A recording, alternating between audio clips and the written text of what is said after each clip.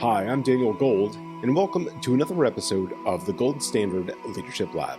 By day, I'm a partner at a leading advisory firm where I draw upon my background as an attorney to help my clients succeed.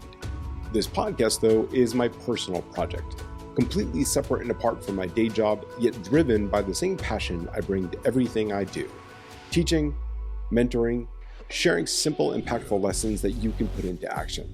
It is my hope you'll walk away with practical takeaways to help you on your leadership journey. Thanks for being a part of this community and for joining me in the Leadership Lab. Let's get started. How many times have we found ourselves in the same predicament, believing that the next promotion, the next raise, the next job, our next house, car, or life partner will bring us the happiness and fulfillment that we have always sought? It's a familiar and very rational thought. But what happens, though, when we finally reach that next milestone, that next goal that we have set for ourselves? The happiness that we anticipated dissipates as quickly as the bubbles on promotion day. And there's a name for this. It is a psychological trap called the arrival fallacy. So I want to talk for a moment about where this idea comes from. Harvard lecturer Tal Ben-Shahar, who popularized positive psychology, coined the term after noticing how we constantly look to the next milestone for happiness. This observation, which is backed by behavioral science, is that when we finally arrive, air quotes, we quickly adapt and then just reset our expectations, creating a cycle of chasing instead of savoring. Now, many senior leaders today describe the same frustration. They hit their goals only to feel strangely unfulfilled. Yale University's Laurie Santos, who teaches the science of well-being, also a fabulous podcaster, explains that our brains adapt rapidly to new circumstances. So the satisfaction of achievement vanishes sooner than expected. Now, we also see this from researcher and one of my favorite authors, Shawn Achor. So Achor flips the script entirely. Achor says that happiness is not the outcome of success, but rather it's the starting point. Another excellent speaker and author on this topic, Arthur Brooks, calls it the striver's curse. And that is defined as the paradox where relentless achievers feel emptiest because fulfillment always seems just out of reach. Each one of these experts underscores a truth that leaders rarely voice. Milestones are mile markers. They are not destinations. The problem is that leadership truly magnifies this arrival fallacy. You've got metrics, revenue, targets, promotions, bonuses, raises. They all dominate the scoreboard. Every number promises validation. Every win is meant to deliver what we think is lasting worth. And in today's workplace, rushing from one project to the next, the space between milestones often feels like a holding pattern, not real progress. The further problem is that this whole wait for the next win culture doesn't really motivate. It starts to burn people out. Suppose you are defining and emphasizing to your team that success only comes through such external results. In that case, you may be teaching your teams that their meaning as an employee is not in the present, but rather always down the road, the old carrot and stick. So eventually what's going to happen is that morale will collapse between the victories and organizational resilience will erode with it. So there is an alternative here. It's interesting that if all the researchers are saying is true, then what actually builds real fulfillment? The researchers who study this don't say achieve more. There's a unifying thread in each one of these frameworks. And that is what the focus should be, on the journey and not the outcome. Let me say that again. The unifying thread among all the researchers is that the focus should be on the journey and not the outcome. So, for instance, Tal Ben-Shahar has a model, a framework called the SPIRE model. SPIRE is an acronym for spiritual, physical, intellectual, relational, and emotional well-being.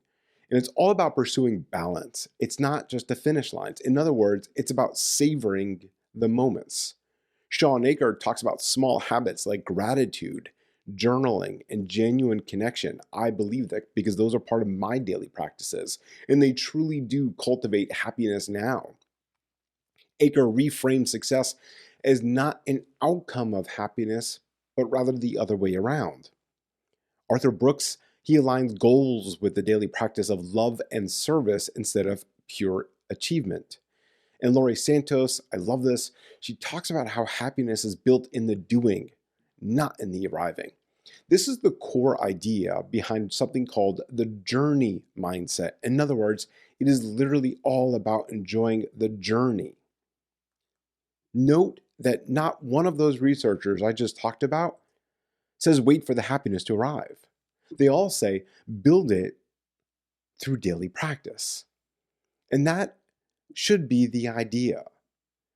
So I want to get a little personal now and talk a little bit about how I've learned this lesson of appreciating living in the moment as opposed to continuously striving for never-ending finish lines with my own real marathon training.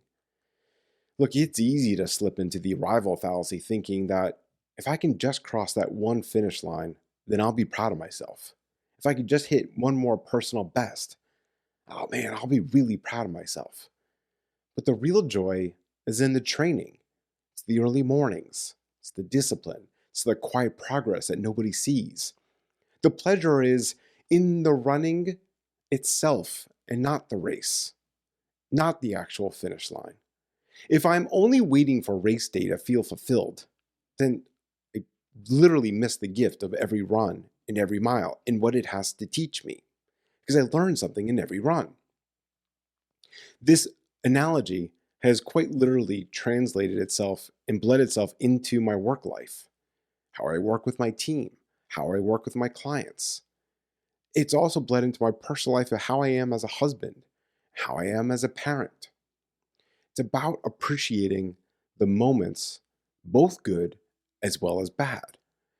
Leadership is literally no different. If celebration only happens at the finish, we literally rob ourselves and our teams of satisfaction in the journey. So here are 4 actionable ways to fight the arrival fallacy starting right now. At your next team meeting, make a point to celebrate not just the outcomes, but also the effort, learning, and improvement that went into achieving the results. This practice will inspire and motivate your team to focus on the journey and not the destination. But it's also really, really important to model integrated well-being yourself. Share how you are caring for yourself physically, relationally, and emotionally, not just professionally. Build meaning-making rituals. Begin meetings with reflections on progress or learning. Close projects by discussing growth, not just results. Finally, ask present-focused questions. Swap "when will we finish" for "what are we discovering right now?" or "how is this work changing us?" Some goals, though, do require delayed gratification, like quarterly results, promotions, etc. But sustainable fulfillment comes from daily practice, not deferred destiny. Great leaders help their teams hold both truths at the same time. Achievements do matter, but happiness is not waiting at a finish line. So here's my challenge to you. If your team knew that they would stay in their current roles for the next 3 years, would they still find meaning and satisfaction in their daily work? If the answer is no, you may have built a culture trapped by the arrival fallacy. If it's yes, you've created something rare, an organization that thrives now and in the future. Look, the arrival fallacy promises happiness that's just around the corner, but great leaders know better. Fulfillment is built mile by mile, conversation by conversation, and habit by habit. True leadership is finding joy in the journey and helping others do the same. Remember, leadership isn't about perfection. It's about progress. Take this lesson, put it into action, and continue setting the gold standard in your own life and at work. See you next time.